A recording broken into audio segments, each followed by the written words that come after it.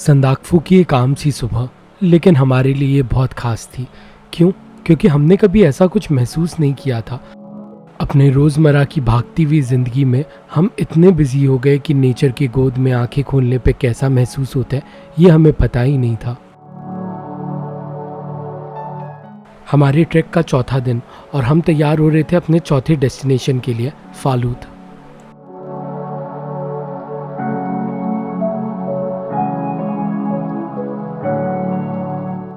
तो गाइज आज हम लोग निकल गए संदाकफू से एंड अभी हम लोग ट्रैक कर रहे हैं टुवर्ड्स फालूत। ये सबसे ज़्यादा डिफ़िकल्ट ट्रैक होने वाला है। दिस इज़ 21 किलोमीटर्स एंड ज़्यादातर इसमें अपहिल ही है। हम लोग निकल गए थे सुबह 8 बजे एंड मेरे पीछे आप देख सकते हैं कंचनजंगा एंड माउंट एवरेस्ट, दोनों ही चीज़ें आप देख पाएंगे। और यही देखने के लिए तो दोस्तों इतना ट्रैक करके इतने ऊपर आना पड़ता है और बहुत सही सीन है दोस्तों। यहाँ पे आपको पूरा दिखाता हूँ। अभी हम लोग रुके आले पे। ये बेसिकली एक व्यू पॉइंट है जहाँ से आप देख सकते हैं नेपाल साइड में ये आता है। नेपाल एंड इंडिया का बॉर्डर है यहाँ पे। उस तरफ आप जो देख रहे हैं वो इंडिया आ जाता है, इस तरफ नेपाल आ जाता है। तो ये चीज़ है।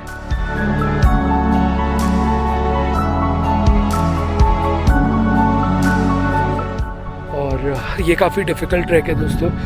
देवयानी का मसल पुल हो गया, शायद वो हमारे साथ में आगे अभी ट्रैक नहीं कर रही है। उसके लिए हम लोग कोई गाड़ी अरेंज कर रहे हैं जिसमें उसे बैठा के भेज देंगे एंड उससे फिर आगे मिलेंगे फालूत में। तो ये चीज़ है। अभी फ़िलहाल आपको यहाँ का सीन दिखाता हूँ।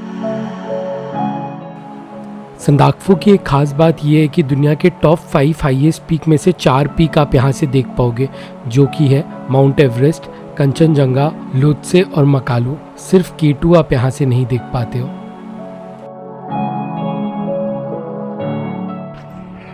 तो गाइस ये ट्रैक जेन्युइनली बहुत टफ है बिकॉज 2 लोग थे। वो लोग आज सुबह पहले वॉकी में इंफॉर्मेशन आया कि वो लोग खो गए। तो एक उनमें से 50 साल का था, दूसरा करीब 30 साल के आसपास का था। वो दोनों लोग ही अभी तक नहीं पहुँचे हैं एंड सब लोग सब जगह ढूंढ रहे थे संदाकफू में एंड फालूत में कि कहीं पे वो मिल जाए, रास्ते में भी अगर कहीं मिल जाए तो वो चीज़ है। तो इसे लाइटली मत लीजिए, it is a very difficult thing and बराबर खाते पीते रहिए ट्रैक पे। बिकॉज सुनने मिला कि अभी अराउंड कुछ महीने पहले कोई एक बंदा था जिसने खाया नहीं था एंड ट्रैक पे निकल गया और उसके बाद में वो रात को जाके जब सोया उसके बाद में वो सुबह उठ नहीं पाया। मतलब ही expired on that very same night. So this is how difficult it is. रात को हवा काफ़ी तेज़ थी, काफ़ी विंडी था,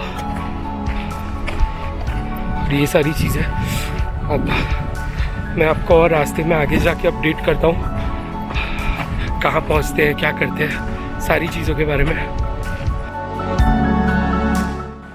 बंजर ज़मीन और दूर दूर तक लोगों का कोई नामो निशान नहीं, ऐसा था कुछ फालूत का रास्ता। यहाँ का रास्ता काफ़ी स्टीप है और कई बार आपको चढ़कर पहाड़ों को भी पार करना होगा। संदाकफू से फालूत तक का ये रास्ता काफ़ी मुश्किल है।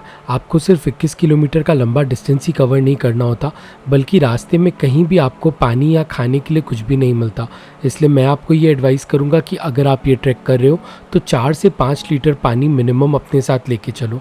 और क्योंकि ये ट्रैक इतना ज़्यादा डिफ़िकल्ट है, कई लोग फालूत तक नहीं जाते बल्कि संदाकफू से ही वापस नीचे चले जाते हैं।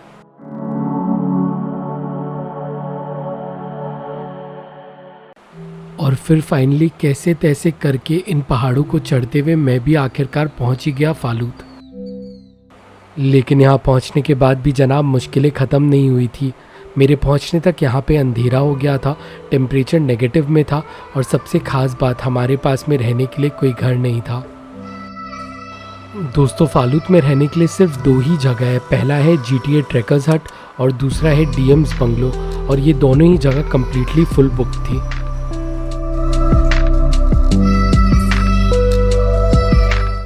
ऐसे में वो ग्रुप जिनके साथ में हम ये ट्रैक कर रहे थे उन्होंने हमें हेल्प आउट किया और हमें अपने रूम में जगह दे दी।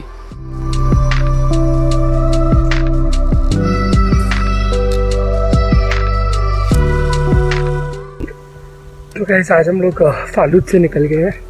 कल वहाँ पे टेम्परेचर -7 तक था रात को एंड आज हम लोग ट्रैक करके जा रहे हैं टू गोरखे। ये 14 किलोमीटर है यहाँ से। काफ़ी डिफ़िकल्ट है, ये भी डाउनहिल है बट फिर भी डिफ़िकल्ट है एक दिन में इतने लंबे लंबे दूर आना। And Divyani is back to her feet now, she is also trekking back today. और कल जो फालूद में हम जो रुके थे वहाँ पे बेसिकली इलेक्ट्रिसिटी नहीं होती है, तो कोई भी इलेक्ट्रिसिटी नहीं था, खाना भी बड़ा सिंपल आपको मिलता है, तो वो चीज़ है। अभी चलते हैं, रास्ते का थोड़ा सा आपको वीडियो दिखाता हूँ, फिर सीधा आपसे मिलता हूँ गोरखे में।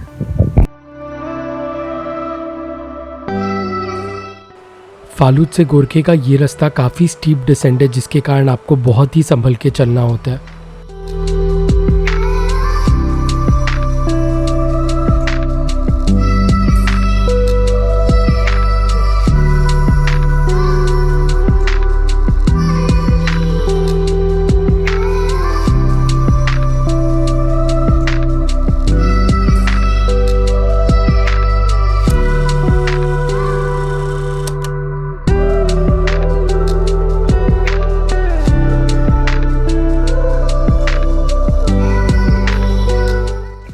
गाइस अभी तक हमने करीब 4 किलोमीटर ट्रैक कर लिया एंड अभी 5-7 मिनट के लिए यहाँ पे रेस्ट करने के लिए रुक रहे हैं, फिर वापस से कंटिन्यू करेंगे।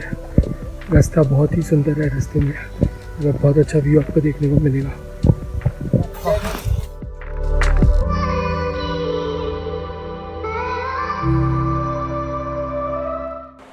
पहाड़ों की इस कपकपाती हुई ठंड में हमने अपने दार्जिलिंग टी का मज़ा उठाया और फिर वापस निकल गए अपने ट्रैक पे।